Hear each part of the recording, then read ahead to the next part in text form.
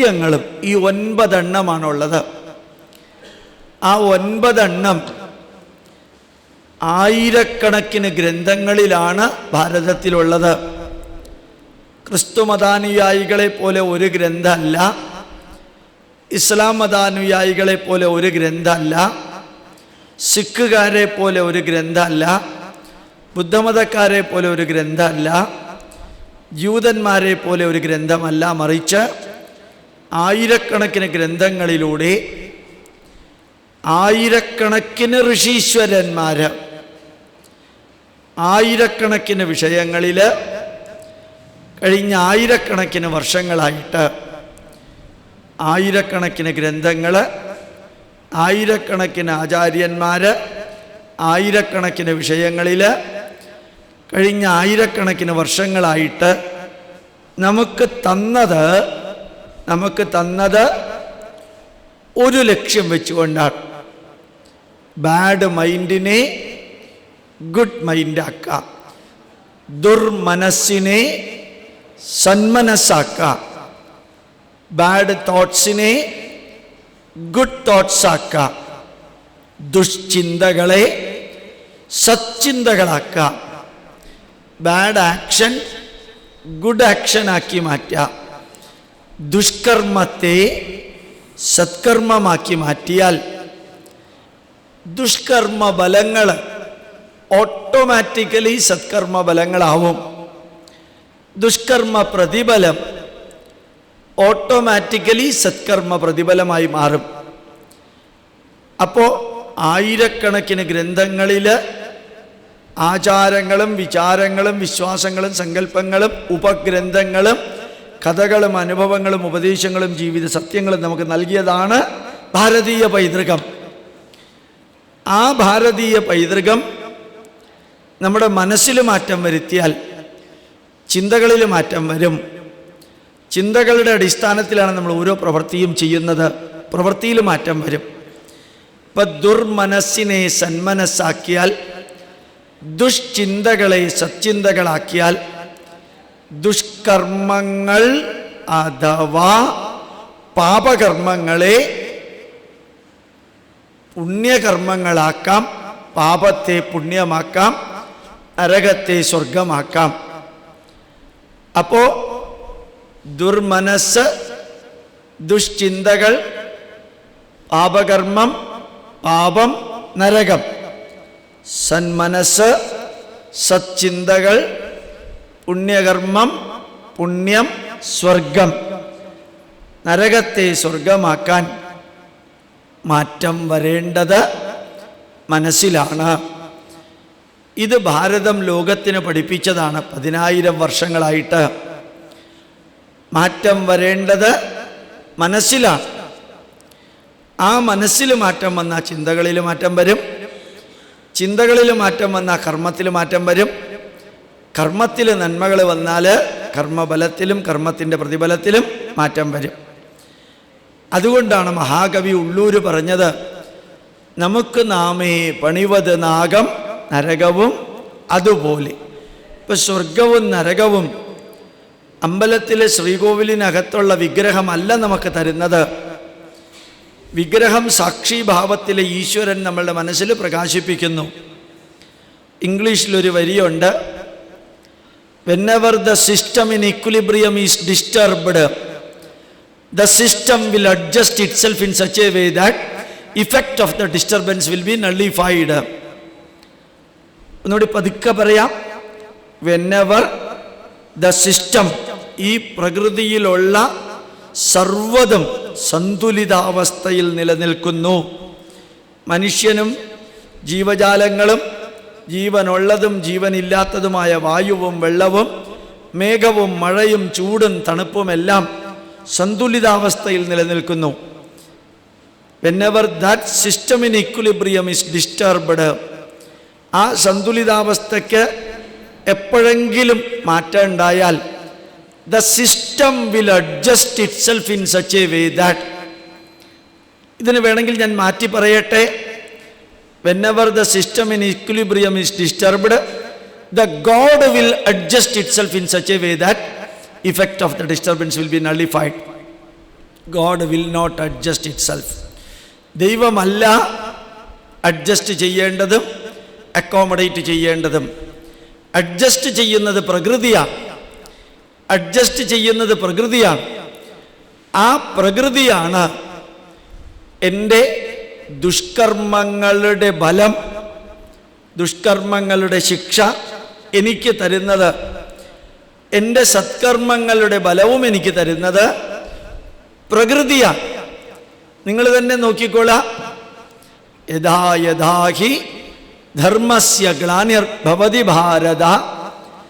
ധർമ്മത്തിന് എപ്പോഴാണോ ഗ്ലാനി സംഭവിക്കുന്നത്, ആരാണോ ധർമ്മത്തെ നശിപ്പിക്കുന്നത്, ആരാണോ ധർമ്മത്തെ തകർക്കുന്നത്, അഭ്യുത്ഥാനമധർമ്മസ്യ, എപ്പോഴാണോ അധർമ്മം വളരുന്നത്, ധർമ്മത്തിന് ഡീഗ്രഡേഷനും അധർമ്മത്തിന് എലിവേഷനും എപ്പോഴാണോ സംഭവിക്കുന്നത്, പരിത്രാണായ സാധൂനാം, നന്മ ചെയ്യുന്നവരെ പ്രൊട്ടക്റ്റ് ചെയ്യാനും, വിനാശായ ച ദുഷ്കൃതാം, ഒസാമ ബിൻ ലാദൻ, ഗദ്ദാഫി, അതുപോലെ തന്നെ സദ്ദാം ഹുസൈൻ, വീരപ്പൻ, കംസൻ, രാവണൻ, ഹിരണ്യകശിപു, ഒരേ ലെവലിലുള്ളവർ.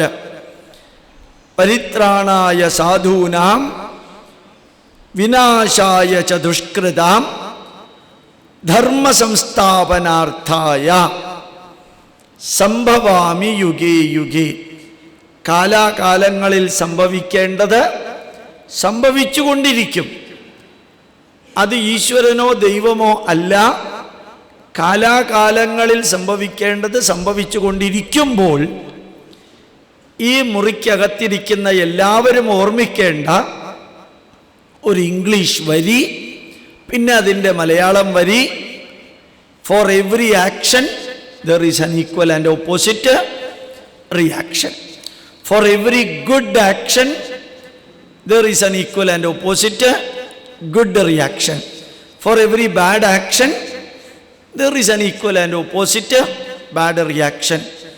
അതിനേക്കാൾ ഭംഗിയായിട്ടുള്ള രീതിയിൽ അതിൻ്റെ മലയാളം ട്രാൻസ്ലേഷൻ നൽകിയിരിക്കുന്നത്, താൻ താൻ നിരന്തരം ചെയ്യുന്ന സത്കർമ്മങ്ങൾ, താൻ താൻ നിരന്തരം ചെയ്യുന്ന ദുഷ്കർമ്മങ്ങൾ, താൻ താൻ നിരന്തരം ചെയ്യുന്ന സത്കർമ്മങ്ങളുടെയും ദുഷ്കർമ്മങ്ങളുടെയും ഫലങ്ങൾ, താൻ താൻ നിരന്തരം ചെയ്യേണ്ട കാര്യങ്ങൾ ചെയ്യേണ്ട സമയത്ത് ചെയ്യാതിരുന്നതിൻ്റെ കർമ്മഫലങ്ങൾ താൻ താൻ അനുഭവിച്ചിടുകെന്നേ വരൂ. ഇത്ര ഭംഗിയായിട്ടാണ് പറഞ്ഞിരിക്കുന്നത്. ഒന്ന് പറഞ്ഞത് കേംബ്രിഡ്ജ് യൂണിവേഴ്സിറ്റിയിൽ താമസിച്ചിരുന്ന സർ ഐസക് ന്യൂട്ടൺ എന്ന പള്ളിയിലച്ചൻ. രണ്ടാമത് പറഞ്ഞത് കാട്ടിൽ ജീവിച്ചിരുന്ന രത്നാകരൻ്റെ കാട്ടാള സ്ത്രീയായിട്ടുള്ള ഭാര്യ. അപ്പോൾ for every action there is an equal and opposite reaction വരെയേ സർ ഐസക് ന്യൂട്ടൺ പറഞ്ഞുള്ളൂ. നമ്മളെന്താ പറഞ്ഞത്? For every action there is an equal and opposite reaction to be experienced by the actor. Actor തന്നെ അനുഭവിക്കണം. To be experienced by the actor. അപ്പോൾ ഈ ഭാരതീയ പൈതൃകത്തിലെ ആചാരങ്ങളും വിചാരങ്ങളും വിശ്വാസങ്ങളും സങ്കല്പങ്ങളും ഗ്രന്ഥങ്ങളും കഥകളും അനുഭവങ്ങളും ഉപദേശങ്ങളും ജീവിത സത്യങ്ങളും നമ്മുടെ പൂർവീകർ ആയിരക്കണക്കിന് പുസ്തകങ്ങളിലൂടെ തന്നതെന്തിനാണ് എന്ന ചോദ്യത്തിനുത്തരം മനസ്സിനെ, ചിന്തകളെ, കർമ്മത്തെ മാറ്റിയാൽ കർമ്മഫലവും കർമ്മത്തിൻ്റെ പ്രതിഫലവും മാറുമെന്ന് ഓർമ്മിപ്പിക്കാൻ. അപ്പോൾ ഞാൻ ചെയ്യാത്ത ഒരു കാര്യം, ഞാൻ ചെയ്യേണ്ടത് ചെയ്യാതിരുന്നാലുള്ള അവസ്ഥ, അല്ലെങ്കിൽ ഞാൻ ചെയ്തത് തെറ്റായിട്ട് ചെയ്താൽ, ഞാൻ ചെയ്തത് ദുരുദ്ദേശത്തോടു കൂടി ചെയ്താൽ, ഞാൻ തിന്മകളാണ് ചെയ്തതെങ്കിൽ അവിടെ ദൈവത്തിനൊന്നും ഒരു റോളും ഇല്ല. അവിടെ ദൈവത്തിനൊന്നും ഒരു റോളും ഇല്ല. എല്ലാ റോളും അവനവന് തന്നെയാണ്. കാരണം എന്താണ്? ഞാൻ നേരത്തെ പറഞ്ഞതുപോലെ. അല്ലെങ്കിൽ ആലോചിച്ച് നോക്കുക, 18 പുരാണങ്ങൾക്കും 18 ഉപപുരാണങ്ങൾക്കും ആധാരഭൂതമായ അറിവ് കൊടുത്ത ശ്രീശുക ബ്രഹ്മർഷി പരീക്ഷിത്തിനെ 7ാമത്തെ ദിവസം മരിക്കുമെന്ന് ശാപം കിട്ടിയ പരീക്ഷിത്ത് മഹാരാജാവിൻ്റെ മരണത്തെ അല്ല മാറ്റിയത്, മരണത്തെ അഭിമുഖീകരിക്കാനുള്ള മാനസികാവസ്ഥയെയാണ് മാറ്റിയത്. മരണമുണ്ട്, ആര് വിചാരിച്ചാലും മാറ്റാൻ പറ്റില്ല. ശ്രീകൃഷ്ണൻ, അവതാരമായ ശ്രീകൃഷ്ണന് വേണമെങ്കിൽ ദുര്യോധനനോട് പറയാമായിരുന്നു, നീ യുദ്ധം ചെയ്യണ്ട അർജുന, നീ ചെയ്യണ്ട, എൻ്റെ കയ്യിൽ ചക്രമുണ്ട്, സുദർശന ചക്രം, അതയച്ച് ഞാൻ ഇവരെ എല്ലാവരെയും വധിച്ചിട്ട് വരാം, യു ടേക്ക് റെസ്റ്റ് എന്ന് വേണമെങ്കിൽ സംസ്കൃതത്തിലോ ഇംഗ്ലീഷിലോ വേണമെങ്കിൽ അർജുനനോട് പറയാമായിരുന്നു. അർജുനൻ അത്ര കൂട്ടുകാരനാണ്. അജാനത മഹിമാനന്ദ വേദം, ഹേ കൃഷ്ണ ഹേ യാദവ ഹേ സഖേതി, അല്ലയോ കൃഷ്ണ, ഞാൻ നിന്നെ പേരെടുത്ത് വിളിച്ചു, കൃഷ്ണ, യാദവ, കൂട്ടുകാര എന്നെല്ലാം. അപ്പം നിന്റെ മഹത്വം എനിക്കറിയണ്ട, ഇപ്പോഴാണ് എനിക്ക് മനസ്സിലായത് നിന്റെ മഹത്വം. അതുപോലെ കൃഷ്ണൻ തിരിച്ചു പറഞ്ഞു, മാമേ വൈഷ്യതി സത്യം തേ പ്രതിജാനേ പ്രിയോസിമേ, അല്ലയോ അർജുന, നീ എനിക്ക് ഏറ്റവും പ്രിയപ്പെട്ടവനാണ്. അതായത് മാമേ വൈഷ്യതി സത്യം തേ പ്രതിജാനേ പ്രിയോസിമേ, ഞാൻ നിന്നോട് സത്യം ചെയ്യുന്നു അർജുന, ഞാൻ നിന്നോട് സത്യം ചെയ്യുന്നു അർജുന, കാരണം നീ എനിക്ക് ഏറ്റവും പ്രിയപ്പെട്ടവനാണ്, അതുകൊണ്ട് ഞാൻ സത്യം ചെയ്യുന്നു. സർവധർമാൻ പരിത്യജ്യ, ഇപ്പം നിന്റെ മനസ്സിലുള്ള എല്ലാത്തരം തോന്നലുകളെയും മാറ്റി നിർത്തിയിട്ട് മാമേകം ശരണം വ്രജ, ഞാൻ പറയുന്നത് മാത്രം നീ കേൾക്കുക. അഹം ത്വാ സർവപാപേഭ്യോ മോക്ഷയിഷ്യാമി മാ ശുച, നിന്നെ ഞാൻ എല്ലാ പാപത്തിൽ നിന്നും മോചിപ്പിക്കാം. അഹം ത്വാ സർവ പാപേഭ്യോ മോക്ഷയിഷ്യാമി, അഹം ത്വാ സർവ പാപേഭ്യോ മോക്ഷയിഷ്യാമി. മറിച്ചു പറഞ്ഞൂടെ, അഹം ത്വാ സർവ കർമ്മേഭ്യോ മോക്ഷയിഷ്യാമി, നീ ചെയ്യേണ്ട എല്ലാ പ്രവൃത്തിയിൽ നിന്നും ഞാൻ നിന്നെ മാറ്റി ആ പ്രവൃത്തി ഞാൻ ചെയ്തോളാം. അതല്ല കൃഷ്ണൻ പറഞ്ഞത്, നീ ചെയ്യേണ്ടതെല്ലാം നീ ചെയ്യണം, അത് ചെയ്തേ മതിയാവൂ, അത് നിന്റെ ഡ്യൂട്ടി, നിന്റെ റെസ്പോൺസിബിലിറ്റി, നിന്റെ privilege. Duty plus responsibility plus privilege is equal to dharma. That is your dharma. Duty plus responsibility plus privilege is your dharma. ആ ധർമ്മം ഞാനും നിങ്ങളും അനുഷ്ഠിക്കുമ്പോൾ നമ്മൾ ഇന്നും ഓർമ്മിക്കാനുള്ളത്, ഈ ഭൂമിയിലെ ജീവിതത്തെ ധന്യമാക്കാനാണ് നമ്മുടെ മനസ്സിൽ മാറ്റം വരുത്തണമെന്ന് പറഞ്ഞിരിക്കുന്നത്. എൻ്റെ മുമ്പിലിരിക്കുന്ന ഓരോ വ്യക്തിയും ഇന്ന് മുതൽക്ക് ചെയ്യാനുള്ള കാര്യങ്ങളുണ്ട്. ഞാൻ ഇവിടെയുള്ള കാര്യങ്ങളിൽ ഒന്നും ഇടപെടില്ല, ഞാൻ എൻ്റെ കാര്യമായി ഞാനായി എന്ന് പറഞ്ഞ് ഈശ്വരാരാധനയുമായിട്ട് നടക്കുക എന്ന് പറയുന്നതല്ല ഭാരതീയ പൈതൃകം. ഞാൻ ചിലപ്പോൾ വിചാരിക്കാറുണ്ട്, ഗുരുവായൂരപ്പനെ മനസ്സിൽ വിചാരിച്ച് നാമം ജപിച്ച് ജീവിച്ചോളൂ എന്ന് ചില സ്വാമിമാർ പറയുന്നത് കേൾക്കുമ്പോൾ വലിയ സന്തോഷം തോന്നുന്നത് എന്താണെന്നറിയാമോ? ഈ സ്വാമിമാർ പറയുന്നത് വേറൊന്നുകൂടിയുണ്ട്, അറ്റാച്ച്മെൻറ്റ് പാടില്ല, അറ്റാച്ച്മെൻറ്റ് പാടില്ല എന്ന് ഈ സ്വാമിമാർ നിരന്തരം പറയും. ഞാൻ കേൾക്കുന്നവരോട് പറയാറുണ്ട്, ഭാര്യയ്ക്ക് ഭർത്താവിനോട് അറ്റാച്ച്മെൻ്റ് ഇല്ലെന്ന് വിചാരിക്കാം, ഭർത്താവിന് ഭാര്യയോട് അറ്റാച്ച്മെൻ്റ് ഇല്ലെന്ന് വിചാരിക്കാം, അച്ഛനും അമ്മയ്ക്കും മക്കളോട് അറ്റാച്ച്മെൻ്റ് ഇല്ല, ഈ വീഡിയോ ക്യാമറ എടുക്കുന്ന ഇദ്ദേഹത്തിന് വീഡിയോ എടുക്കുന്നതിനോട് അറ്റാച്ച്മെൻ്റ് ഇല്ലെന്ന് വിചാരിക്കാം, ഈ പരിപാടി സംഘടിപ്പിച്ച ഇവിടുത്തെ പ്രസിഡൻറ്റിനും സെക്രട്ടറിക്കും ഈ പരിപാടിയോട് അറ്റാച്ച്മെൻ്റ് ഇല്ലെന്ന് വിചാരിക്കുക, ഒരു കമ്പനിയോട് കമ്പനിയുടെ മാനേജർക്ക്, അല്ലെങ്കിൽ ക്ലാസ് എടുക്കുന്ന ടീച്ചർക്ക് സ്റ്റുഡൻറ്റിനോട്, അല്ലെങ്കിൽ ഹെഡ് മിസ്റ്റർക്ക് ഹെഡ് മാസ്റ്റർക്ക് സ്കൂളിനോട് അറ്റാച്ച്മെൻ്റ് ഇല്ലെന്ന് വിചാരിക്കുക. ആ സ്ഥാപനവും ആ പ്രക്രിയയും കുളം തോണ്ടാൻ വേറെ വല്ലതും വേണോ? അറ്റാച്ച്മെൻറ്റ് പാടില്ല, അറ്റാച്ച്മെൻറ്റ് പാടില്ല എന്ന് പറയുന്നത്, പറയേണ്ടിയിരുന്നത് ബോണ്ടേജ് പാടില്ല എന്നാണ്. ബന്ധനം പാടില്ല, ബന്ധം വേണം. അപ്പോൾ എനിക്കൊരു സന്തോഷം തോന്നാറുള്ളത്, ഈശ്വരാനുഗ്രഹം കൊണ്ട് ഈ സ്വാമിമാരുടെ മുമ്പിലിരിക്കുന്ന 2000, 3000, 5000 പേര് ആരും തന്നെ ഇവർ കൊടുക്കുന്ന ഉപദേശം അനുസരിക്കാത്തത് കൊണ്ട് നമ്മുടെ നാട് രക്ഷപ്പെട്ടു. അല്ല, സത്യം അതല്ലേ? അറ്റാച്ച്മെൻ്റ് ഇല്ലാതെ ഈ ലോകത്തിൽ എന്തെങ്കിലും നടക്കുമോ? എന്തെങ്കിലും നടക്കുമോ? 10ാം ക്ലാസ്സിലെ കുട്ടിക്ക് പഠിക്കുന്നതിനോട് അറ്റാച്ച്മെൻ്റ് ഇല്ല, പേപ്പർ ഇവാലുവേറ്റ് ചെയ്യുന്ന ടീച്ചർക്ക് ആ പേപ്പറിനോട് അറ്റാച്ച്മെൻ്റ് ഇല്ല എന്ന് വിചാരിക്കുക. You think about it and extrapolate it to X axis, Y axis, Z axis. അപ്പോൾ ആത്മീയത എന്ന് പറയുന്നത് ഇതുപോലെയുള്ള തെറ്റിദ്ധാരണകൾ ഉണ്ടാക്കലല്ല. ഗുരുവായൂരപ്പനെ മനസ്സിൽ വെച്ച് നിങ്ങൾ നാമം ജപിച്ചോളൂ എന്നല്ല പറയേണ്ടത്. മാം അനുസ്മര യുദ്ധ്യച. കൃഷ്ണൻ അർജുനനോട് പറഞ്ഞത്, എന്നെ മനസ്സിൽ ധ്യാനിച്ച് ഞാൻ പറഞ്ഞ വരികൾ മനസ്സിൽ വെച്ച് നീ പ്രവർത്തിക്കുക. അങ്ങനെ പറഞ്ഞതുകൊണ്ടാണ് തളർന്നു വീണ അർജുനൻ ഉയർന്നു നിന്ന അർജുനനായത്. അങ്ങനെ പരീക്ഷിത്ത് മഹാരാജാവിനോട് ശ്രീശുക ബ്രഹ്മർഷി പറഞ്ഞതുകൊണ്ടാണ് 7 ദിവസത്തിനകം താൻ മരിക്കുമെന്ന ഭയം മാറി മരണത്തെ ചങ്കൂറ്റത്തോടുകൂടി അഭിമുഖീകരിക്കാൻ പരീക്ഷത്തിന് ശ്രീശുക ബ്രഹ്മർഷി വഴി കാണിച്ചു കൊടുത്തതുപോലെ ഞാൻ നിങ്ങളോട് അറിയിക്കാൻ ആഗ്രഹിക്കുന്നു.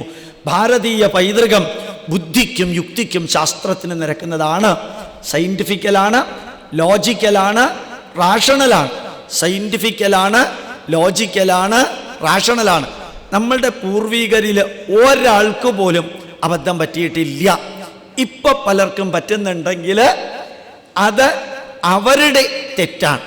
നമ്മുടെ പൂർവികർക്ക് തെറ്റ് പറ്റിയിട്ടില്ല. അവര് ഞാൻ കുറച്ചു മുമ്പ് പറഞ്ഞതുപോലെ 85 വയസ്സ് വരെ ജീവിക്കുന്ന നമ്മൾ ഈ ആകാശത്തിന് മുകളിലുള്ള ഒരു സ്വർഗത്തിലേക്ക് പോകാനല്ല നമ്മളുടെ ജീവിതത്തിൽ ഓരോന്നും ചെയ്യേണ്ടത്. ഭൂമിക്ക് താഴെയുള്ള നരകത്തിലേക്ക് പോകാതിരിക്കാൻ വേണ്ടിയല്ല നമ്മൾ ഓരോ പ്രവൃത്തിയും ചെയ്യേണ്ടത്. എന്താ അങ്ങനെ പറയാൻ കാരണം? ആകാശത്തിന് മുകളിൽ ഒരു സ്വർഗമുണ്ടെന്ന് ഒരൊറ്റ ഗ്രന്ഥത്തിൽ പറഞ്ഞിട്ടില്ല. ഭൂമിക്ക് താഴെ ഒരു നരകമുണ്ടെന്ന് ഒറ്റ ഗ്രന്ഥത്തിൽ പറഞ്ഞിട്ടില്ല. പറഞ്ഞിരിക്കുന്നത് എന്താണ്? സ്വർഗം എന്ന് പറയുന്നത് ഒരു വ്യക്തിയുടെ ഉയരത്തിലുള്ള അവസ്ഥ, elevated position of the mind, elevated position of the thoughts, elevated position of the action. Simple, the common sense. നിങ്ങൾക്കിത് മനസ്സിലാക്കാൻ ഒരു ബുദ്ധിമുട്ടും ഇല്ല എന്ന് എനിക്കറിയാം. അപ്പോൾ സ്വർഗം എന്ന് പറയുന്നത് ഏറ്റവും മുകളിൽ മഹാവിഷ്ണുവോ കൃഷ്ണനോ യഹോവയോ അള്ളാഹുവോ ഇരുന്ന് നല്ല റൂഫ് കോൺക്രീറ്റ് കൊണ്ടൊക്കെ ഉണ്ടാക്കി കുറേ പെണ്ണുങ്ങളെയൊക്കെ ഇരുത്തി കുറേ അധികം നീർച്ചാഴികളും തേങ്ങയും കരിക്കും ഒക്കെ ഉള്ള സ്ഥലമല്ല സ്വർഗം. സുഗതി എത്ര ഭവതി സത്ര ഏവ സ്വർഗ.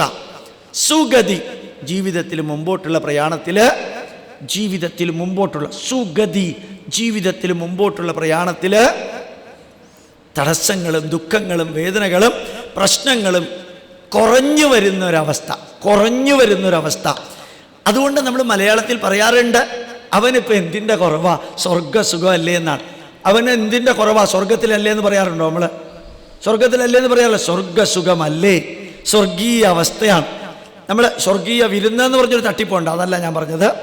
സ്വർഗീയമായ അവസ്ഥയാണ്. അതൊരു അവസ്ഥയാണ്, സ്റ്റേറ്റാണ്. ചിലരെ കണ്ട് പറയുന്നില്ലേ, അവൻ്റെ കണ്ണിന് പ്രശ്നം, തലവേദനയുണ്ട്, ശരീരത്തിൽ നടക്കാൻ വയ്യ, അവൻ അനുഭവിക്കുന്ന നരകം കണ്ടിട്ട് എനിക്ക് കഷ്ടം തോന്നുന്നു. അപ്പം നരകം എന്ന് പറഞ്ഞാൽ എന്താണ്? അതൊരവസ്ഥയാണ്, ഡിപ്രസ്ഡ്, ലോവർ ലെവലാണ്. അപ്പം സ്വർഗവും നരകവും അവിടേക്ക് പോകാനല്ല,